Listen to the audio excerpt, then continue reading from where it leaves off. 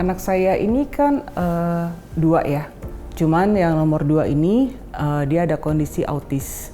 Tuhan ini bagaimana sih gitu loh, saya kok punya anak seperti ini. Saya merasa tuh Tuhan tuh nggak peduli sama saya, saking udah down-nya gitu ya.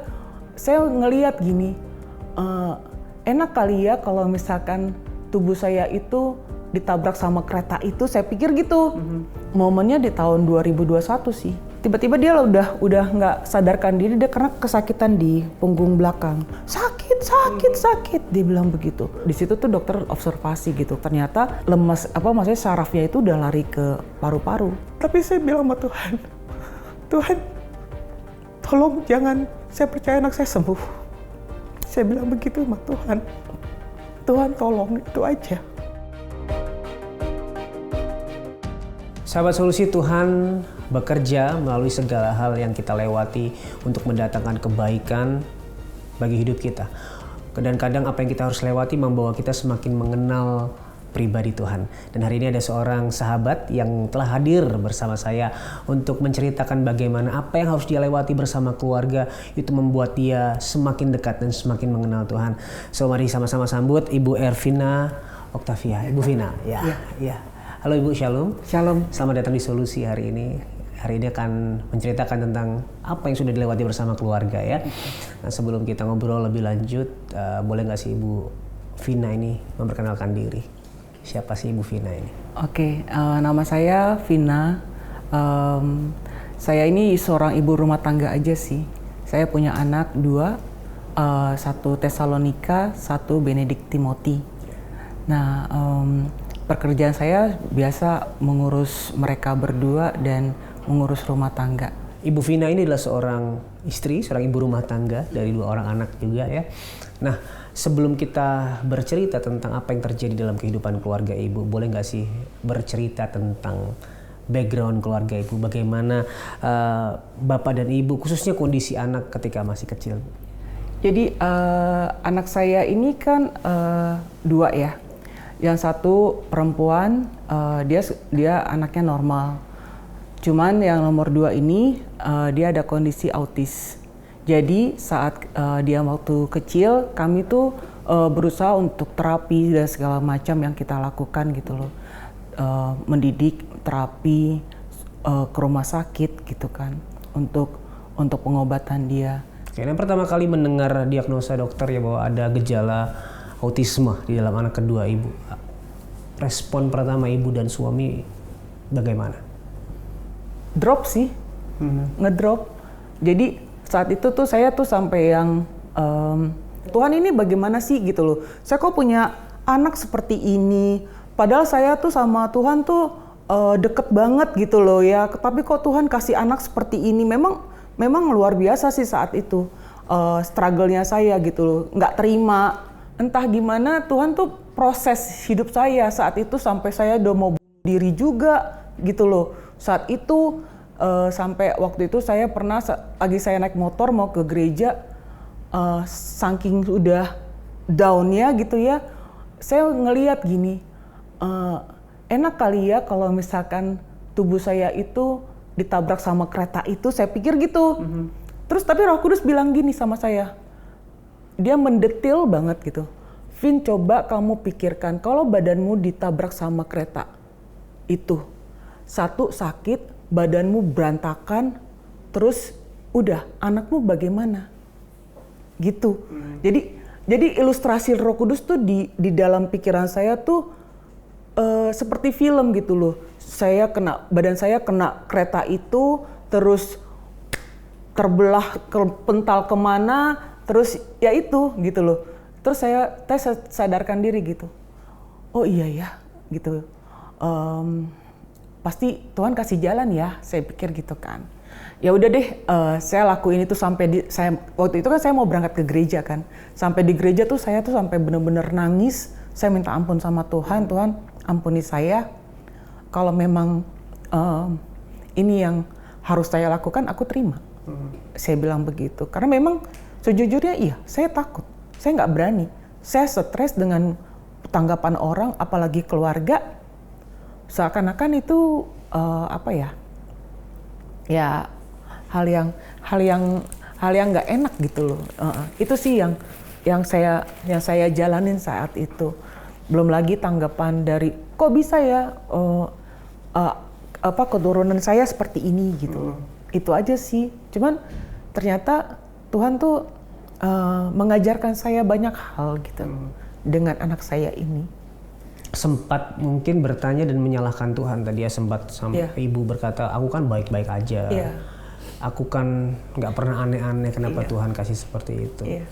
Nah hari-hari itu bagaimana relasi dengan Tuhan? Saya merasa tuh Tuhan tuh nggak peduli sama saya. Ternyata tuh saya merasa seperti itu gitu loh. Jadi mungkin Tuhan ninggalin saya ya. Saya cari Tuhan tuh sampai pindah gereja ke sana, pindah gereja ke sini, dengan cuma cari Tuhan aja. Tuhan di mana sih gitu? Tuhan di mana sih? Kok Tuhan aku gereja ke sini kok nggak ada? Tuhan kok aku gereja ke sini tuh nggak ada? Nggak ada itu apa yang maksudnya tidak merasakan? Tidak gitu. merasakan gitu. Jadi nggak ada, kosong gitu, masih merasa kosong gitu. Jadi Tuhan di mana? Saya bilang begitu. Tuhan di mana sih kok nggak ada gitu loh? Saya tuh punya kerinduan, pokoknya nanti hari Minggu aku mau ke gereja Tuhan. Saya bilang begitu sama Tuhan. Pokoknya aku mau ketemu Tuhan, gak tau lah pokoknya gimana caranya, aku mau ketemu Tuhan saat itu. Nah saat aku ke gereja itu, aku tuh masih berdebat lah saat itu kan. Terus begitu mau ke gereja mana gitu, tapi Tuhan, Roh Kudus sampein saya ke situ, ke GBI itu gitu. Nah saat itu pas Mark McClendon itu lagi khotbah kan. Nah terus pas Mark McClendon khotbah, Roh Kudus bilang begini sama saya, tunggu ya Vina, nanti ada waktumu. Dia bilang begitu. Oke Tuhan gitu. Katanya saya tuh ibadah kusuk banget lah saat itu. Nah pas terakhir altar call, jadi Roh Kudus bilang sama saya, ini waktunya kamu maju. Nah, saat saya maju itu, saya doa, saya kan baru pertama kali juga, sudah lama banget nggak pernah ke gereja itu kan. Lalu ke gereja GBI di JCC saat itu. Lalu pas saya ke depan, maju, Pendeta McClendon bilang, kamu tuh sangat berharga, aku mengasihimu. Loh, saya sampai minta ampun lah. Oh ternyata saya salah ya selama ini. Ternyata Tuhan tuh selalu ada buat saya ya. Ternyata saya yang salah, saya yang ninggalin Tuhan gitu loh. Itu saya nangis banget. Saya nangis banget sampai saya bisa bilang, Tuhan kalau boleh saya rata sama tanah ini, saya rata deh. Gitu. Sampai Vina itu kamu tuh sangat berharga kok. Kamu tuh kesayangan saya. Saya nggak tahu ternyata saya tuh kesayangan Tuhan. Nah itulah momen di saat saya bangkit gitu loh. Tuhan ampuni saya. Saya sampai minta ampun banget sama Tuhan. Nah hari itu ya setelah dipulihkan secara identitas kan kita ngomongnya secara identitas ya. Jadi ingat bahwa kita ini dikasihi Tuhan gitu ya. Apa yang berubah dengan cara ibu menghadapi hari-hari bersama anak ibu yang waktu itu membuat ibu mungkin depresi ya. Anak ibu didiagnosa dengan autism gitu. Apa yang berubah? Yang berubah ternyata dari diri saya yang berubah, memperlakukan anak saya, menghadapi orang luar. Jadi enggak emosi juga gitu loh. Meskipun kadang-kadang mau emosi tapi Tuhan tuh pimpin gitu loh. Dia tuh tuntun saya gitu buat maksudnya menjalani hari-hari saya sama anak saya di antara orang-orang yang memang aneh melihat kami gitu. Itu aja sih. Nah, itu kan ibu bilang hari-hari yang berat ya, kadang emosi, kadang marah. Emang tantangan terberatnya apa sih ibu biasanya hari-hari itu? Hari-hari itu kalau misalkan anak saya tuh dia kan suka kesana sini gitu kan, nanti ada orang yang nggak suka gitu kan, terus nanti orang itu sampai marah gitu. Ya biasanya tuh saya ya minta maaf aja sih gitu loh. Cuman kadang-kadang saya jadi depresinya tuh mungkin aduh kok rasa nggak enak gitu loh sama diri sendiri, sama orang lain. Itu sih yang rasa-rasa seperti itu yang aduh maaf ya aku jadi merasa merasa kecil aja gitu, merasa kayak bersalah gitu loh. Ya. Itu. Nah, ternyata tantangan yang harus ibu alami bukan berhenti di sini. Ya. Karena ketika satu momen anak ibu mengalami gangguan pernafasan waktu remaja. Oh ya, momennya di tahun 2021 sih. 2021 tiba-tiba dia tuh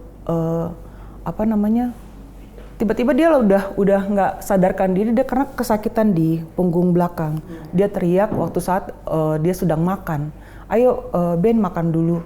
Nah pas dia lagi makan dia teriak sampai lari-lari, sakit, dia bilang begitu. Terus, kenapa saya bilang begitu? Terus saya lihat tangannya sudah lemas. Loh kok tangannya lemas? Yang sebelah kanan juga lemas, kakinya juga dia sampai hentak-hentakin kakinya gitu. Loh kok kenapa gitu loh. Kami juga bingung saat itu tiba-tiba sih. Tiba-tiba banget. Terus lalu kami tidurin ke tempat tidur. Yeah.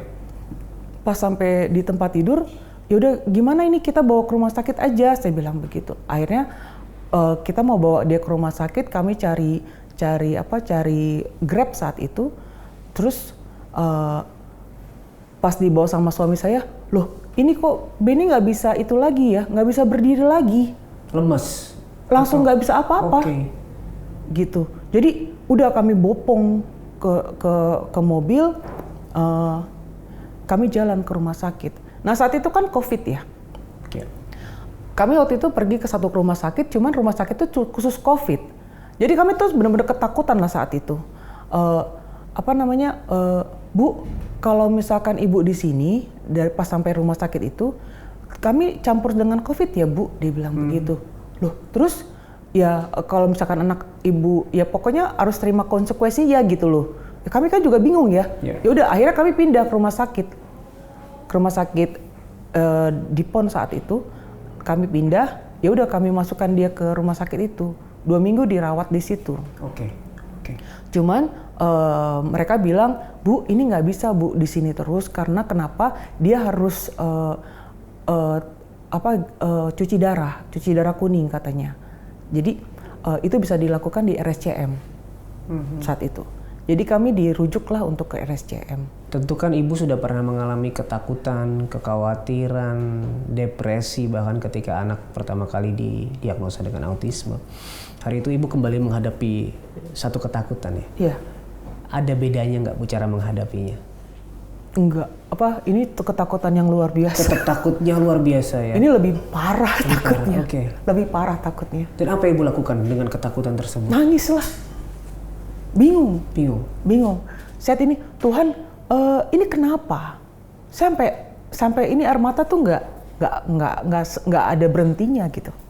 Itu ketakutan yang luar biasa. Tiba-tiba dia sampai sudah nggak bisa apa-apa.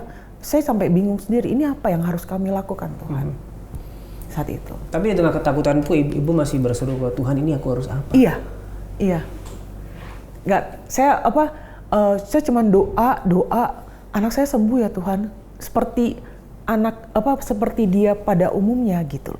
Dan ini yang kita lupa kadang-kadang justru dalam ketakutan, walaupun sulit rasanya untuk berdoa, sulit rasanya untuk mengucapkan kata-kata yang indah, kita masih berseru kepadanya. Masih. Wow. Nah, sahabat solusi, hari ini kita seringkali berpikir bahwa di dalam ketakutan, ketika kita tidak tahu harus berdoa seperti apa, kita jadi segan untuk datang kepada Tuhan. Padahal jawaban satu-satunya, solusi satu-satunya adalah datang kepada Tuhan dan berseru. Tapi jika hari ini kamu sedang mengalami ketakutan yang membuatmu enggan, segan, bahkan bingung harus berseru seperti apa, izinkan kami mendoakanmu.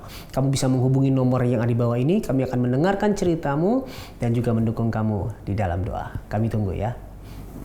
Nah Ibu, kita lanjutkan cerita. Tadi Ibu akhirnya dirujuk anak Ibu ke RSCM. Iya. Di sana apa yang dilakukan Ibu? Jadi sampai di RSCM plasmafaresis kan, dia dirawat dulu selama 1 minggu itu diobservasi sama dokter. Nah untuk tindakan plasmafaresis. Nah saat plasmafaresis itu berjalan 1 kali dia berjalan, dia langsung maksudnya kami jalan ke gedung IGD saat itu, tapi di lantai 2. Nah dilakukanlah plasmafaresis. Maaf Bu, itu tindakan apa Bu? Tindakan untuk cuci darah kuning katanya. Cuci darah kuning. Cuci darah itu kuning. ya? Jadi, Oke. nah, jadi sewaktu pas kami bawa ke sana dicuci seperti pencuci darah tapi beda alat lah. Ya. Nah, balik lagi dia ke kamar kan. Itu hari ke-10 di RSCM saat itu. Balik lagi dia ke kamar, tiba-tiba dia sesak nafas. Tiba-tiba dia sesak nafas pas mau dimiringin kiri, miringin kanan karena kan anak saya tuh kan cuma bisa tiduran aja kan. Nah, ketika dimiringin kiri dia sesak nafas. Nah, di saat sesak nafas itu dokter tuh sudah ya udah bawa dia ke ruang maksudnya ke ruang yang nggak terlalu ke ruang perawatan yang lain gitu yang agak kosong gitu loh. Nah, di situ tuh dokter observasi gitu. Kenapa kok bisa sesak nafas? Ternyata lemas maksudnya sarafnya itu udah lari ke paru-paru. Sudah lari ke paru-paru sehingga paru-parunya itu nggak ada support buat membuka tutup. Jadi disitulah dia sesak gitu. Jadi dipasanginlah satu ventilator dan dilarikan ke PICU. Nah, itu tuh aku cuma bisa nangis, Tuhan tolong Tuhan. Itu jam 3 pagi. Jam 3 pagi saya sampai sudah yang nggak tahu lagi itu rumah sakit, pokoknya gelap banget kan. Pokoknya saya jalan sampai nangis-nangis lah, Tuhan ini bagaimana Tuhan, ini bagaimana Tuhan. Saya percaya anak saya sembuh Tuhan, saya percaya anak saya sembuh. Jadi dimasukkan di PICU saat itu dan tidak bisa orang tua itu yang masuk, karena kan itu karena COVID ya. Jadi kita komunikasi melalui video call saat itu. Oke. Hari itu apa ketakutan terbesar Ibu dan Bapak? Matilah. Anak saya mati. Saya takutan saya itu saat itu. Tapi saya percaya gini. Saya percaya sampai saya nangis-nangis, saya videoin mungkin. Saat itu saya videoin tuh. Waktu pas dia berjalan di lorong itu, saya pikir ini hari saya terakhir.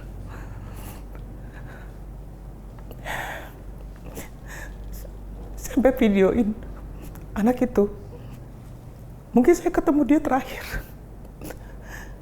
Tapi saya bilang sama Tuhan, tolong jangan, saya percaya anak saya sembuh. Saya bilang begitu sama Tuhan tolong, itu aja. Karena ketika dia masuk PICU saya nggak tahu lagi apa yang harus saya lakukan. Itu aja sih.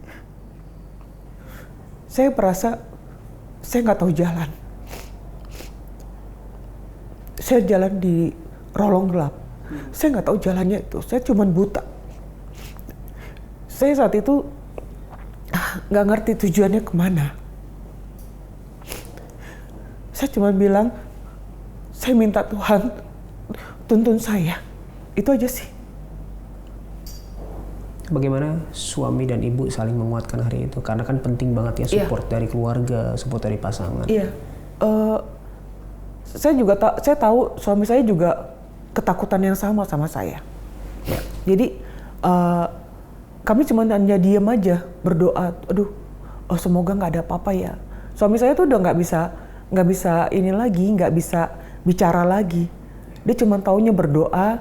Dia taunya ya udah kita jalanin aja berserah gitu. Tapi kalau buat saya saat itu saya nggak mau menyerah gitu loh. Saya cuman modal dengkul aja saat itu. Tuhan tolong anak saya. Jadi pas paginya itu kami tungguin itu suster di situ kan karena buat tektokan ke PICU di atas kan. Nah udah saya cuma bilang Benny semangat ya. Dia sampai meronta-meronta, saya lihat di kamera itu video call. Dia juga bingung gitu loh saat itu. Jadi Benny semangat ya, saya cuma bilangnya semangat aja saat itu sama anak saya. Nanti kita lihat ya Bu, kalau misalkan Benny negatif, dia bisa pindah ke PICU pusat ya Bu, dia bilang begitu. Nah disitulah saya cuman berdoa aja sama Tuhan. Tuhan kalau boleh Tuhan, anak saya negatif ya Tuhan. kalau boleh Tuhan, anak saya bisa pindah Tuhan dari PICU yang buat khusus COVID ke PICU pusat Tuhan. Puji Tuhan, Tuhan jawab. 4 hari atau 5 hari gitu, dokter telepon saya, Bu, nanti anaknya dipindahin ya Bu ke PICU pusat. Itu rasanya tuh air yang seger gitu loh. Yeah. Saat itu, oh iya saya berangkat itu jam 11 malam. Saya tunggu anak saya dari gedung itu. Pas saya keluar, itu anak saya ya. Nggak taunya mayat. Karena kan COVID banyak yang meninggal kan. Jadi saya tunggu Tuhan, tolong Tuhan anak saya jangan sampai seperti itu, saya bilang begitu. Ya pas anak saya turun, saya bersyukur banget. Akhirnya dipindahin ke PICU pusat. Dan bisa dilihat. Ya. Iya. Nah hari itu bagaimana proses pemulihannya Ibu dari anak Ibu? Selama di PICU itu kan memang dokterku waktu itu, Bu anaknya ini kan harus sudah pakai ventilator. Kalau misalkan memang dia 2 minggu tidak bisa bernapas sendiri, kami akan trakestomi Bu, dia bilang gitu. Nah pas 2 minggu bener nggak bisa juga gitu, nggak bisa juga dia harus memakai ventilator terus. Nah dioperasilah lehernya gitu untuk dia bisa bernafas dan dipasangkan alat kanul saat itu. Ada satu momen saya waktu pas anak saya tuh demam terus, demam nggak turun-turun karena memang faktor dari satu dekubitusnya juga, dari pernafasannya dia juga. Jadi pas pagi-pagi itu saya datang, saya keluar, saya cari angin lah gitu loh. Saya bilang sama Tuhan begini, Tuhan pagi ini indah ya, saya bilang begitu. Pagi ini indah, matahari bersinar indah banget pagi ini. Tapi Tuhan, anak saya dari kemarin demam loh Tuhan. Saya nggak tahu harus berbuat apa Tuhan. Saya bilang begitu. Itu saat itu hari libur, hari Rabu hari libur. Nah, saya nggak tahu lagi, saya nggak ngerti lagi apa yang harus saya lakukan. Saya bilang begitu sama Tuhan. Saya sudah nggak, tapi kalau misalkan saya pasrah Tuhan, saya nggak mau Tuhan. Saya percaya anak saya sembuh Tuhan. Saya bilang begitu kan sama Tuhan. Apa yang harus saya lakukan hari ini Tuhan? Saya nggak tahu. Tuhan saya minta tolong sama Tuhan aja. Saya bilang begitu. Terus Tuhan berkata di hati saya, kamu pergi deh ke PICU, katanya begitu. Ya udah, saya ikutin kata Tuhan gitu. Saya mau ketemu sama Dokter Iren Yuniar saat itu. Dia itu adalah dokter kepala di emergency gitu, di ruang PICU itu. Nah, ketika saya ketemu sama suster kepala saat itu, Sus, boleh nggak saya ketemu sama dokter Iren, saya bilang begitu. Bu, ini kan hari libur, dokter libur katanya gitu. Jadi ibu kasih nomor saya, nomor ibu aja nanti ditelepon, dia bilang. Puji Tuhan akhirnya ditelepon siangnya. Nah, kami berdoa, kami video call karena kebetulan Dokter Ilan bilang, Mama Bini tidak secara kebetulan saya ada om saya pendeta. Kita berdoa bareng ya. Nah, saat doa bareng itu, setelah doa bareng, puji Tuhan tuh Tuhan jawab gitu. Datang tuh dokter dari THT, dia sedot suction, dia punya cairan di paru-paru kan. Nah, puji Tuhan pas dia sedot tuh sampai habis semua. Sampai benar-benar habis lah. Terus puji Tuhan tuh demamnya turun. Nah, saya sudah agak tenang, Tuhan terima kasih ya, Tuhan sudah kasih jawaban. Nah, hari Jumatnya ternyata kambuh lagi karena proses dahak yang banyak itulah. Dari yang saturasinya 95, drop anjlok sampai 15.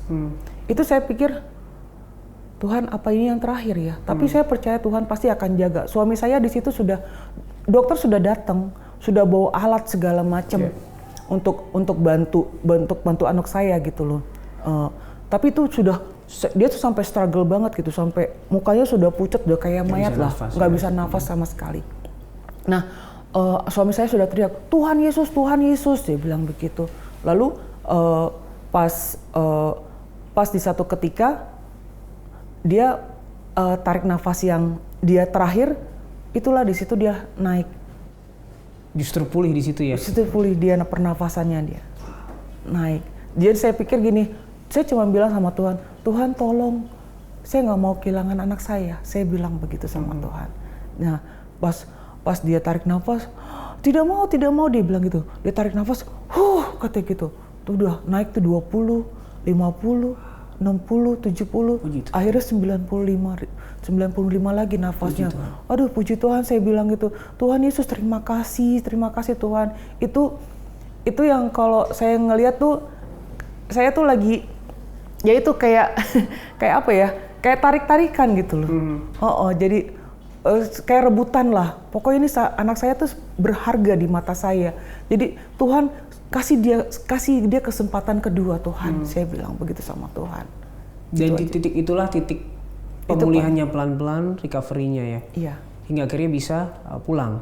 Akhirnya pulang. Terus tapi ya memang dia di situlah kan. Nah, untuk di saat itu kan ternyata kan dia butuh ventilator kan. Saya juga udah bingung tuh kan.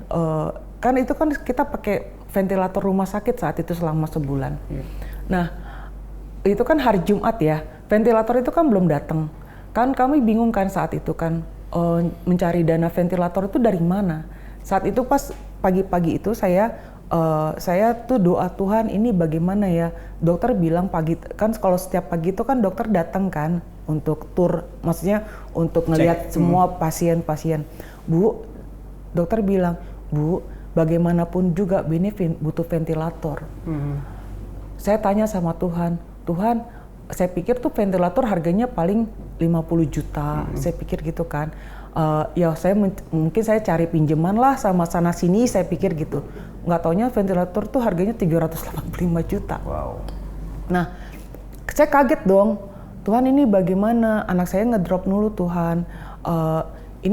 Ternyata dia memang harus benar-benar punya ventilator Tuhan. Saya nggak punya uang, saya cuma ngandelin Tuhan. Tuhan tuh bicara sama saya begini, Vina urus aja anakmu, apa yang dia perlukan kamu urus aja semuanya. Nanti kalau misalkan masalah ventilator itu urusan saya. Akhirnya itulah, ya saya jadi tenang gitu loh. Ya udah deh, Tuhan berkata di hati saya seperti itu kan. Akhirnya ya udah, saya berserah aja sama Tuhan gitu. Nah, waktu dengar pertama tuh harga ventilator 385 juta, reaksi pertamanya gimana Ibu? Selain tadi, oh Tuhan gimana nih? Ada nggak mungkin reaksi-reaksi yang takut, panik, khawatir gitu? Ya itu dia, saya sampai bengong. Saya sampai bengong. Uang dari mana? Saat itu kan COVID kan. Maksudnya semua maksudnya semua usaha pada sulit kan. Saya bingung gini, Tuhan ini dari mana Tuhan? Tapi itu Tuhan tuh kasih tenang, udah itulah di saat itu Tuhan, kamu urus aja anak kamu, itu menjadi tugas saya. Dia bilang begitu. Ya udah saya tenang lah saat itu jalaninnya. Terus Tuhan bilang, tenang kamu, ada kita bisa, katanya gitu. Oke. Jadi Ibu pada akhirnya bersama keluarga menggalang dana untuk kita bisa. Prosesnya gimana itu Ibu? Nah, proses menggalang dana kita bisa itu juga nggak mudah ternyata. Jadi kami bilang kita butuh 500 juta kan. 500 juta untuk ventilator dan biaya-biaya semuanya kan. Nah, ternyata baru 100 juta saat itu. Nah, puji Tuhannya tuh vendor yang punya ventilator ini mau gitu loh. Ya udah di DP-in aja dulu. Karena anaknya ngedrop melulu, jadi di DP-in dulu biar dapat ventilatornya. Jadi di DP-in lah tuh sampai 80 juta sampai ya 80 juta lah kalau nggak salah waktu itu. Di DP-in, lalu sisanya kami bingung. Ini kok udah stuck banget cuman 100 juta gitu loh, nggak ada penambahan lagi gitu kan. Tapi itu dia tapi kan Tuhan janji, Tuhan tenang. Tuhan bilang Tuhan tenang. Suami saya udah kebingungan, ini gimana ya? Ini uangnya cuma stuck di sini doang. Ini caranya gimana ya? Udahlah kita berdoa aja, saya bilang gitu sama suami. Nah, dilala setelah itu doa yang kita lakukan itu tiba-tiba ada tuh Bu, pokoknya nih ventilator sudah harus lunas ya Bu. Kan kita bingung kan kita maksudnya kejar-kejaran sama waktu kan. Terus udah tuh mungkin dokter juga mencari dana juga kan buat membantu anak saya buat dapetin ventilator ini kan. Nah, di Lala tuh ada tuh, entah dari mana aja, ada yang nyumbang 100 juta, ada yang nyumbang 50 juta, 20 juta, kami cuman terkaget-kaget aja lah saat itu. Puji Tuhan, akhirnya tuh ventilator lunas. Termasuk biaya rumah sakit juga yang selama berbulan-bulan itu ya Bu ya? Iya, pokoknya kalau rumah sakit kan memang kita ada BPJS kan, jadi saat itu memang tercover dengan BPJS dan satu lagi dari pihak rumah sakit RSCM. Dan itu juga luar biasa sih kalau menurut aku.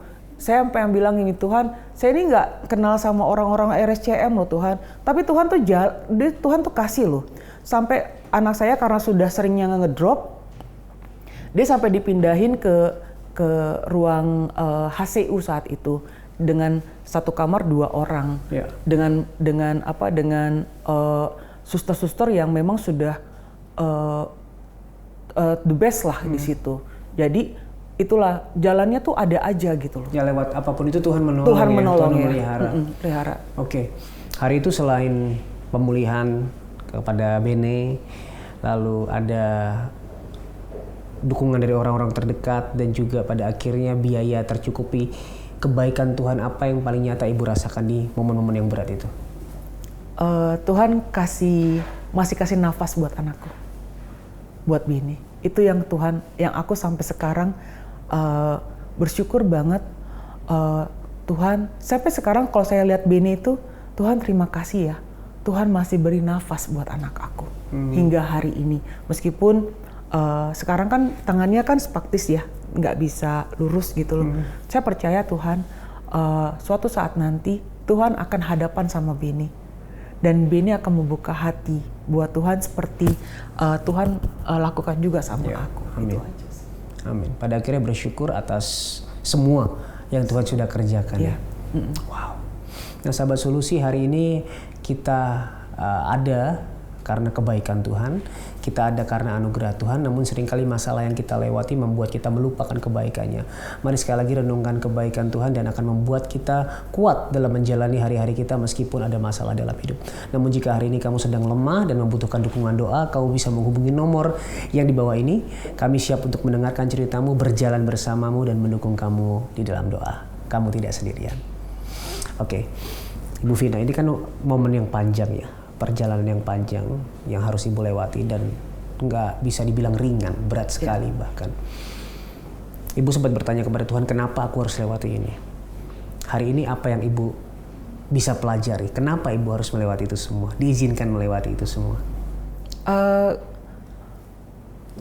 Kalau saya melihat gini, saya bertanya sama Tuhan juga saat itu.